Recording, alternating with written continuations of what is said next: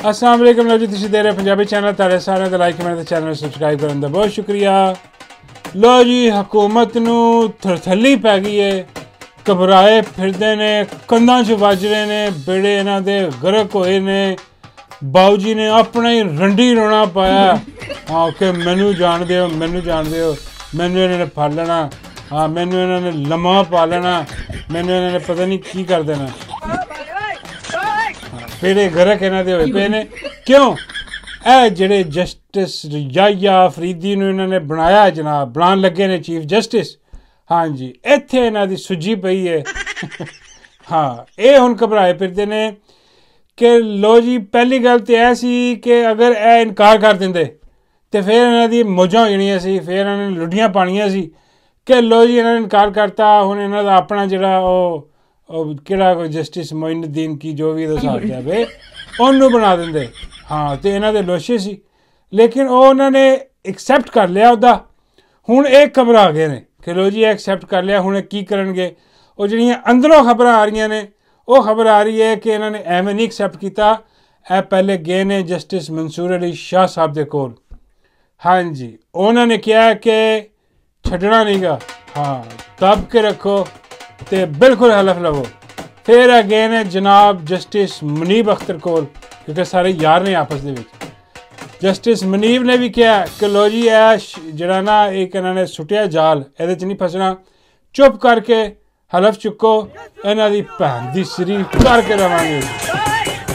तन दनादन तन हुकूमत घबराई फिरती है। यह की हो गया? 2 हफ्तियां का टाइम आ रहा जे, 2 हफ्तियां दे विच आईनी तरमीम का बेड़ा गरक होने लगा। यह सारी दी सारी नहीं उड़नी, हाँ लेकिन यह जी अदालत के रिलेटिड है सारा कुछ। हाँ जी, यह जो इन्होंने गंद मारन की कोशिश की है अपने आप को चाहते, यह उड़ जाएगी। यह सारिया चीज़ां उड़ जानिया ने, जी रहनी एको ही रहनी है वह है महमूद एक्सटेंशन वाली। हाँ, उन चल देंगे, हाँ बाकी भैन की सिरी कर देंगे। बेड़े गरक ते ठंडी सड़क करके ये अंदर की खबर आ रही है। हाँ, हुण पता नहीं कितनी सच्ची है कितनी झूठी है। हाँ, जे झूठी हुई तो ढोलकी तो साडी वैसी वजी है, और वज जाएगी।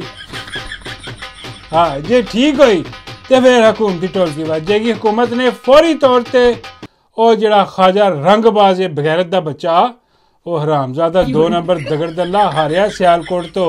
हाँ, 45,000 जाली वोट ये पहले भी बरामद होए ने, नाहल होया बगैरत का बच्चा। और ख़ास तौर पर अजकल तुम देखते होवोगे हर चीज़ चुपता रहता है। हाँ, अंब बहुत चुपता है।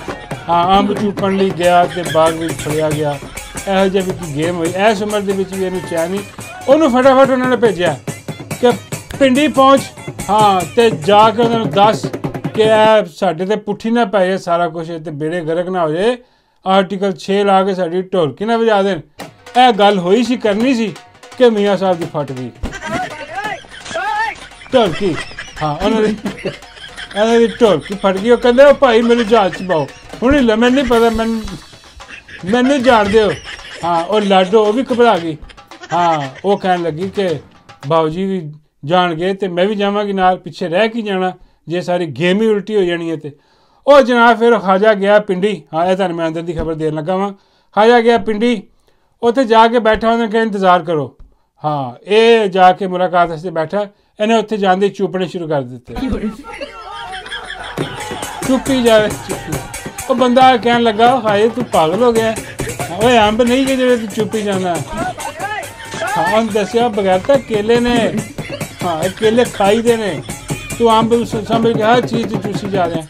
तो वो कहन लगा अच्छा चलो, मैनू पता नहीं लगा, मैंने तो तुसी बूट भी दे दो तो मैं चूस लाँगा। ऐसा बगैरत हरामजादा इस उम्र के विच जलील हो रहा बगैरत। हाँ जी, हारिया होया फार्म 47 ते आया, वो हुण जाके बैठा उत्थे, उन्हें कहा कि लो जी सारा कुछ जरा हो रहा तो सांभो। वो कहन लगे असीं हुण की सांभीए, एक तुहाडे बाऊ जी ने असीं सांभिया, एक तुहाडी लाडो नूं असीं सांभिया। हाँ, और लाडो तो चलो बोनस ही है। हाँ, वो तो उन्होंने मर्जी भी कि उन्हें सांभना उन्होंने। हाँ जी, वो फिल्मां भी पईयां ने ना। तो एनीवे वो कहन लगे कि असीं किनू किनू सांभीए। वो कहन लगे कि नहीं जी ए हुण जिहड़ा ना अगर तुसीं सानू ना सांभिया तो असीं तो जावांगे, हाँ नाल तुसीं भी जाओगे। हाँ वो फिर उन्होंने कहा फिक्र ना कर ਅਸੀਂ ਕਰਦੇ ਹਾਂ ਕੋਈ ਕਹਾਣੀ ਸਿਸਟਮ ਕਰਦੇ ਹਾਂ। ਉਹ ਖਾਜੇ ਨੂੰ ਤਸੱਲੀ ਦੇ ਕੇ ਉਹਨਾਂ ਨੇ ਨਾਲ ਉਹਨਾਂ ਨੇ ਕੋਈ ਅੰਬਾਂ ਦੀ ਪੇਟੀ ਵੀ ਦਿੱਤੀ ਖਾਜੇ ਨੂੰ, ਖਾਜਾ ਰਾਜ ਚੁੱਪਦਾ ਨਹੀਂ। ਹਾਂ ਤੇ ਜਾ ਕੇ ਬਾਊ ਜੀ ਨੂੰ ਵੀ ਦੇਈ, ਉਹਨੂੰ ਕਹੀ ਹਜੇ ਨਹੀਂ ਇਜਾਜ਼ਤ ਤੁਹਾਨੂੰ ਜਾਣ ਦੀ, ਤੁਸੀਂ ਵੀ ਅੰਬ ਹੀ ਚੁੱਪ ਹੋਏ। ਹਾਂ ਹਜੇ ਨਹੀਂ। ਤੇ ਉਹ ਵਾਪਸ ਗਿਆ ਜਨਾਬ। ਇਹ ਸਾਰੀ ਤਸੱਲੀ ਪੈ ਰਹੀ, ਇਹ ਸਾਰਾ ਬੇੜਾ ਗਰਕ ਹੋਇਆ ਇੱਥੇ। ਹੁਣ ਬਾਬਾ ਜੀ ਕਹਿ ਰਹੇ ਨੇ ਕਿ ਯਾਰ ਇਹ ਇਹਨਾਂ ਨੇ ਗਲਤ ਕੰਮ ਕੀਤਾ। ਹਾਂ ਇਹ ਮੇਰੇ ਕੋਲ ਮਸ਼ਵਰਾ ਕਰ ਲੈਂਦੇ ਤੇ ਮੈਂ ਇਹਨਾਂ ਨੂੰ ਸਹੀ ਮਸ਼ਵਰਾ ਦੇਣਾ ਸੀ। ਹਾਂ ਜੈਸੇ ਯਾਹਿਆ ਅਫਰੀਦੀ ਨੂੰ ਨਹੀਂ ਸੀ ਲਾਉਣਾ ਚਾਹੀਦਾ ਇਹਨਾਂ ਨੂੰ। ਮੈਂ ਕਿਹਾ ਬਾਬਾ ਜੀ ਇਹ ਤਿੰਨਾਂ ਦੇ ਵਿੱਚ ਉਹੀ ਆਉਂਦੇ। ਬਾਬੇ ਕਹਿੰਦੇ ਨਹੀਂ ਯਾਰ ਆਈਨੀ ਤਰਮੀਮ ਹੀ ਕਰਨੀ ਸੀ, ਥੋੜ੍ਹੀ ਜਿਹੀ ਹੋਰ ਕਰ ਲੈਂਦੇ। ਮੈਂ ਕਿਹਾ ਬਾਬਾ ਜੀ ਕੀ ਕਰ ਲੈਂਦੇ? ਬਾਬਾ ਜੀ ਕਹਿੰਦੇ ਅਗਰ ਇਹ ਮੇਰੀ ਮੰਨਦੇ ਨਾ ਤੇ ਇਹ ਡੱਡੂ ਨੂੰ ਲਾ ਦਿੰਦੇ ਚੀਜ਼ ਚ।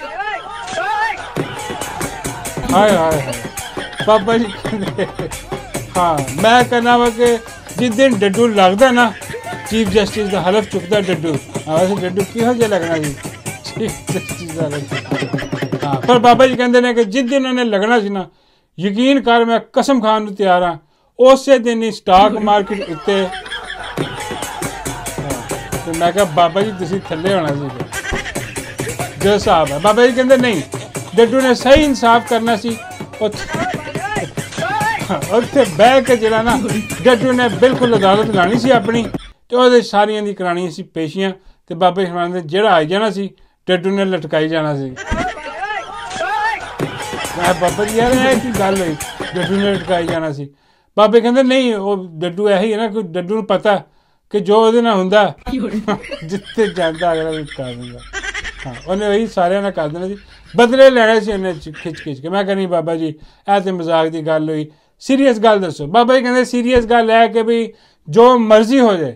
ਹਾਂ ਇਹ ਚਾਹੇ ਆਪਣਾ ਉੱਤੇ ਕਰ ਲੈਣ ਥੱਲੇ ਕਰ ਲੈਣ ਆਪਣੇ ਆਪ ਨੂੰ ਬਚਾਉਣ ਵਾਸਤੇ ਚੋਰ ਲੁਟੇਰੇ ਇਹਨਾਂ ਦੇ ਹੈਂਡਲਰ। ਬਾਬਾ ਜੀ ਕਹਿੰਦੇ ਨੇ ਬਚਣਾ ਕੱਖ ਨਹੀਂ ਨਾ ਇਹਨਾਂ ਦਾ ਨਾ ਇਹਨਾਂ ਦੇ ਹੈਂਡਲਰਾਂ ਦਾ ਤੇ ਨਾ ਹੀ ਇਸ ਮੁਲਕ ਦਾ ਜੋ ਨਜ਼ਰ ਆ ਰਿਹਾ। ਹਾਂ ਆਖਰ ਦੇ ਵਿੱਚ ਹੋਣਾ ਇੰਝ ਹੀ ਆ ਕਿ ਗਿਵ ਅਪ ਇਹਨਾਂ ਨੂੰ ਕਰਨਾ ਪੈਣਾ ਵਾ, ਜੇਲ੍ਹਾਂ 'ਚ ਇਹਨਾਂ ਨੂੰ ਜਾਣਾ ਪੈਣਾ ਵਾ। ਉਸ ਤੋਂ ਪਹਿਲੇ ਜੇ ਛੱਡ ਕੇ ਨੱਸ ਨੁੱਸ ਗਏ ਤੇ ਇਹਨਾਂ ਦੀ ਮਰਜ਼ੀ ਆ, ਵਰਨਾ ਆਵਾਮ ਤਿਆਰ ਬੈਠੀ ਆ ਹੁਣ। ਹਾਂਜੀ ਇਨਕਲਾਬ ਜਿਹੜਾ ਵਾ ਉਹ ਦਸਤਕ ਦੇ ਰਿਹਾ ਵਾ।